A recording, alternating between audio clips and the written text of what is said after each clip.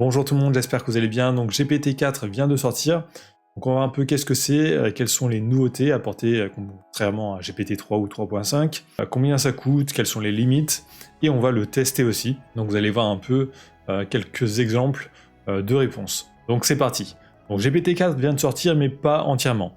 L'API pour l'instant n'est disponible que pour certains développeurs. Il faut s'inscrire sur la liste d'attente pour y accéder, mais on peut y accéder directement depuis ChatGPT. Donc si vous avez seulement la version plus, donc ChatGPT+, vous pouvez changer de 3.5 à GPT-4. Donc là, ils nous ont sorti une vidéo de démonstration, ils ont fait aussi un live pour montrer quelques exemples, donc c'est résumé un peu ici. Donc là, ils disent plus de créativité. Donc là, petit exemple, ils ont mis un prompt pour dire créer en gros une phrase, et chaque mot doit commencer par une lettre de l'alphabet, et dans l'ordre A, B, C, D, etc. Ça, ce genre de choses avec ChatGPT normal, donc 3.5, ce n'était pas possible. Là, avec GPT-4, ce genre de choses est possible. Donc là, il nous dit pour composer des musiques, apprendre des choses, etc. Ça fonctionne très bien. Ensuite, autre chose là qui est totalement nouvelle, c'est la possibilité de mettre des images. Alors actuellement, ce n'est pas encore disponible, en tout cas pas sur le chat GPT+. Ça le sera sûrement par la suite. Donc là, par exemple, quelqu'un a pris une photo de ça et a demandé qu'est-ce que je peux faire avec ces ingrédients. Et là, GPT-4 répond une liste. Donc ça, c'est vraiment l'une des nouveautés, la possibilité de travailler avec des images. Donc de toute façon, c'est vers ça que OpenAI veut aller. Ils veulent créer une IA vraiment qui regroupe un peu toutes les autres IA. Donc par exemple DALL-E 2, leur IA pour transcrire l'audio, etc. Le but, c'est un peu de tout combiner par la suite, donc de travailler avec vraiment n'importe quel format. Ensuite, autre chose, là, hyper intéressante, c'est la possibilité de travailler avec des textes beaucoup plus longs. Enfin, de générer des textes beaucoup plus longs. Avec ChatGPT, vraiment, c'était un peu le point négatif. Il était vraiment assez limité en longueur. Là, on va pouvoir vraiment créer des textes beaucoup plus longs. Et je vais vous faire voir justement dans l'exemple suivant. Il est possible aussi de lui donner des liens d'articles. Alors ça, j'ai essayé avec plusieurs liens. Sur certains liens, ça fonctionne très bien. Donc par exemple, pour lui dire, résume-moi cet article ou ce genre de choses. Donc sur certains articles, ça fonctionne très bien. Mais sur d'autres, ça donne quelque chose de totalement un peu aléatoire. Donc ça, peut-être qu'ils ne l'ont pas vraiment intégré pour l'instant à ChatGPT+. Donc ensuite, en dessous, ils nous mettent aussi des exemples, donc pour comparer entre ChatGPT et GPT-4. Aussi, une chose qui va nous intéresser, combien ça va coûter pour l'API. Donc ça, l'API pour l'instant n'est pas disponible à tout le monde, il faut être sur la liste d'attente et attendre. Je vous ferai une vidéo quand j'aurai débloqué l'API. Donc là, les prix sont aussi plus élevés. Donc on va comparer avec GPT-3 et aussi avec ChatGPT. Donc là, on a deux tarifs différents, donc pour 8K à contexte et 32K à contexte. Donc en gros, ça va dépendre un peu de la longueur, normalement, de nos prompts et de nos contextes. Donc contexte, c'est ce que l'on met avant de faire le prompt. Donc là, pour le prompt, ça va coûter 0,03 $ par 1000 tokens. Et pour la réponse, ça va coûter 0,06 pour 1000 tokens.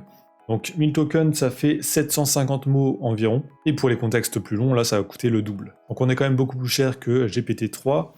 Là, GPT-3, c'était DaVinci ici.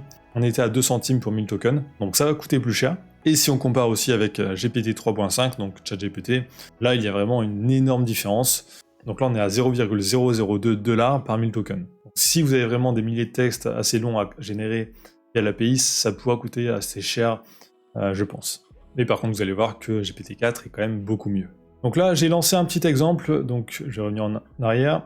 Donc je lui ai dit créer un article de 15 000 mots sur les hamacs. Il m'a sorti le titre, et ensuite une petite introduction, et aussi tous les chapitres. Il m'a pas sorti directement l'article, parce qu'il était un peu limité en longueur. GPT-4 peut générer des textes jusqu'à 25 000 mots, mais par contre, sur l'interface, là, on est toujours limité à un certain nombre de mots, donc il faut lui dire continue à chaque fois. Donc là, il m'a sorti plein de chapitres, je lui ai pas demandé ça, hein, je lui ai demandé juste d'écrire un article de 15 000 mots.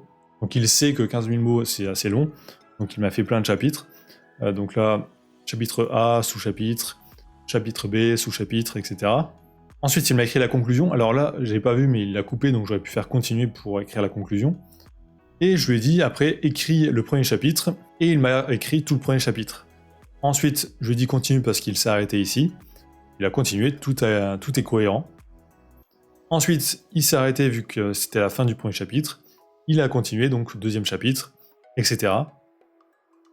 Donc si on fait ça avec ChatGPT, vraiment, au bout du 2e chapitre ou ce genre de choses, il va perdre un peu ce qu'il a dit précédemment, parce qu'il y a une limite dans l'historique de texte qu'il peut gérer, alors que là, l'historique de texte qu'il peut garder un peu en mémoire pour répondre est beaucoup plus long. Donc ça, pour moi, c'est vraiment la meilleure amélioration qui est disponible pour l'instant. Vu que pour l'instant, on n'a pas encore accès aux images, en tout cas sur l'interface ici, là, il va falloir attendre pour y avoir accès. Donc là, mais là, les longueurs de texte beaucoup plus longues, c'est vraiment très intéressant. À mon avis, si vous faites du Amazon KDP, donc que vous créez des e-books ou des livres, ça, il y a moyen de créer vraiment des livres entiers grâce à ça, beaucoup plus facilement qu'avec ChatGPT. Parce que là, il garde vraiment bien une cohérence du début à la fin. Donc comment avoir aussi accès à GPT-4 ? Donc GPT-4, pour l'instant, il faut avoir accès à ChatGPT+, pour le faire. Donc quand vous créez un nouveau chat, ici par défaut, vous êtes sur GPT 3.5. Vous cliquez ici sur GPT-4. Donc là, il nous met aussi un petit graphique pour dire un peu quels sont les points forts. Donc reasoning, speed. Donc là, on peut voir que reasoning GPT-4 est bien, mais que la vitesse n'est pas top. Alors que ChatGPT, la vitesse est beaucoup plus élevée. Là, pour GPT-4, on se met ici, et on tape notre texte. Donc on peut voir pour l'instant, on est limité à 100 messages toutes les 4 heures. Jusqu'à maintenant, l'abonnement ChatGPT+, vraiment, n'est pas forcément utile. Ça apportait que très peu de changements, juste un peu plus de vitesse. Mais là, s'ils implémentent vraiment GPT-4 dedans avec ChatGPT+, ça devient beaucoup plus intéressant.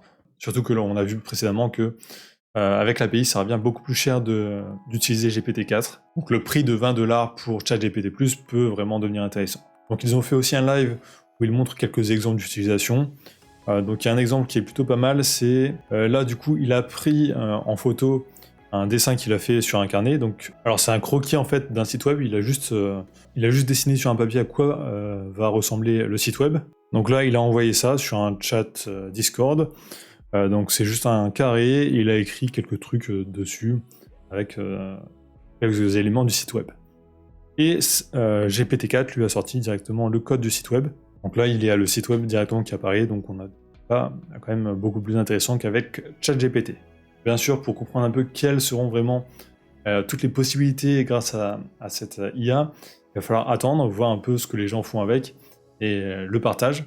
Parce qu'il y a sûrement plein d'utilisations dont on n'a même pas idée actuellement, et même des utilisations que les créateurs de cette IA n'imaginent même pas. Donc je vous ferai sûrement d'autres vidéos sur le sujet quand on en saura plus et quand de nouvelles options sortiront. Et bien sûr, quand il y aura l'API aussi, j'essaierai de l'implémenter dans Browser Automation Studio. Donc si vous êtes arrivé jusqu'ici dans la vidéo, tapez GPT-4 dans les commentaires, ça me permet de voir si les gens regardent bien jusqu'au bout les vidéos, et ça m'aide aussi énormément pour le référencement. Donc likez, commentez, abonnez-vous, et je vous dis à très bientôt.